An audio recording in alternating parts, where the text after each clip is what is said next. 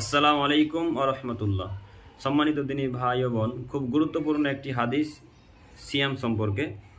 সেটা হচ্ছে এই যে আবু উমামা বাহিলি রাদিয়াল্লাহু তাআলা আনহু থেকে বর্ণিত, তিনি বলেন, আল্লাহ নবী সাল্লাল্লাহু আলাইহি সাল্লাম বলেছেন, মান সামা ইয়াওমান ফি সাবিলিল্লাহি জাআলাল্লাহু বাইনাহু ওয়া বাইনান নার খান্দাকান কামা বাইনাস সামাই ওয়াল আরদ।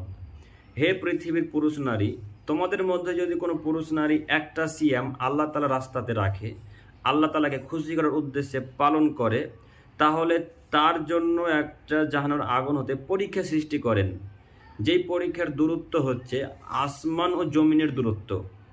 হয়তো হাদিসের অর্থ বোঝা যায়নি, আবারও বলছি শুনুন।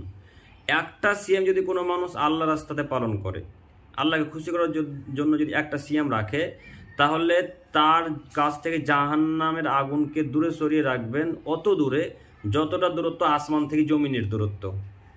জমিন থেকে আসমান